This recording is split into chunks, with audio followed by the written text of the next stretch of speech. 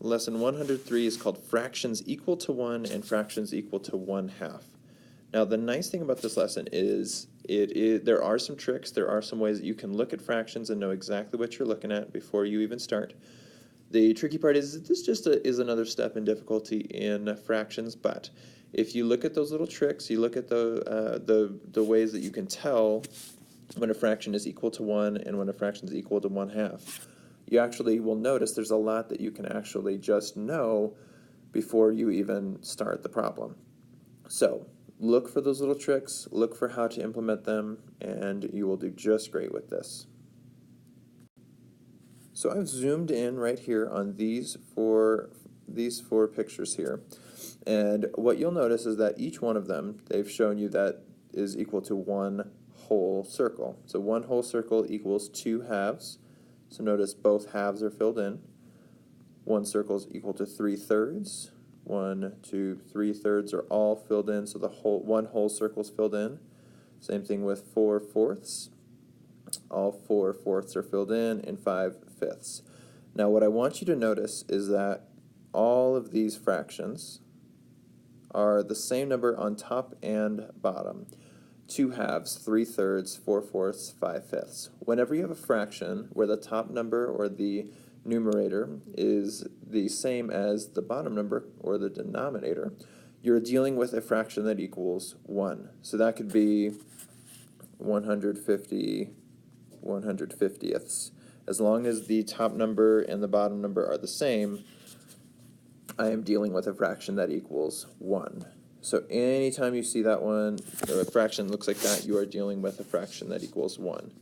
And what they'll do is they'll ask you questions like example 1 here. It says, which of these fractions equals 1? And so you want to find the one that has the same numbers on the numerator and the denominator. So 1/6 does not, 5/6 does not, 6/6 does, and 7/6 does not. So that leaves me with 6/6.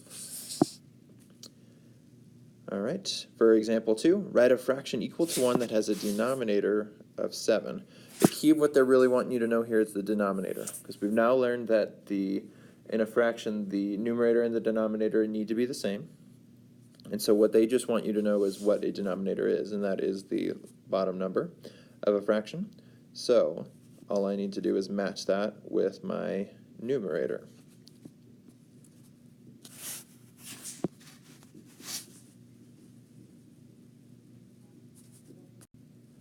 All right, so we've moved on past full whole number fractions.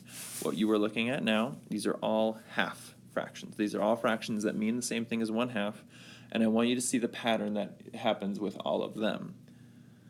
On this one, it says 1/2, okay, 1 of the 2. On this one, 2 of the 4, so 2/4, 3 of the 6, and 4 of the 8. Notice that the numerator is always half of the denominator on these fractions. 1 out of 2, 2 out of 4, 3 out of 6, 4 out of 8. If I were to multiply the numerator by 2, I would be able to see that that would be the same as the denominator. So when a fraction has a numerator or a top number that's half as large as the denominator, I'm dealing with a fraction that equals half. So that could be like 5/10, 6/12, 7/14. All I need to do is make sure that that numerator is half of the denominator. All right, we have a couple examples on this page that we need to go through, and then we are all finished here. For example 3, letter A says, which fraction below equals 1/2? And so what I'm looking for is I'm looking for the fraction that has a numerator that's half of the denominator. That is not 3/7 because 3 is half of 6. 6 out of 12 works, but 5/9 does not, because 5 times 2 is 10.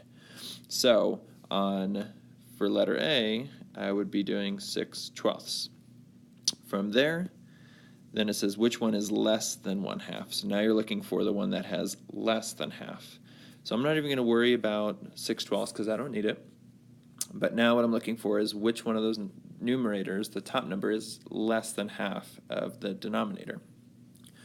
So if I was thinking 3/7, 3 times 2 is 6, which is actually less than 7, so that one fits. Just to be sure, though, I'm going to check 5/9. 5 times 2 is 10, and 10 is bigger than 9, so 5/9 actually would not work. So I'd be looking at 3/7. And then from there, it says which one is greater than 1/2. Well, I was just looking at that, and if I remember right, 5 times 2 is 10, and 10 is greater than 9. So 5/9 is my fraction there for letter C. For for example 4, it says compare 3/8 to 1/2. So what they want you to do here is just apply that rule we just learned, that the numerator is always half of the denominator in a fraction that equals half. So 3 times 2 is 6, and 6 is less than 8. So that's actually going to be less than 1/2. So I'm going to say 3/8 is less than 1/2. On example 5, it says round 6 7/10 to the nearest whole number. And so since we were just talking about halves, 6 7/10, 7 times 2 is 14, which is way bigger than 10. So we're dealing with something larger than half, which means I can either go to 6 or 7. And in this case, it's much closer to 7 than it is to 6. So I would round to 7. On example 6, it says estimate the perimeter and area of this rectangle. Keyword here, estimate. So we want to do some rounding. 7 7/8 is much larger than 1/2, so I can round that to 8 inches. And then 4 1/4, now 1/4 is less than 1/2, so I'm going to round down to 4 here. And so what I would want to do there, 8 plus 8 is 16, 16 plus 4 is 20, plus another 4 is 24 inches for my perimeter. And then for my area, I would do length times width, or 8 times 4, which is 32 square inches. Thanks for watching.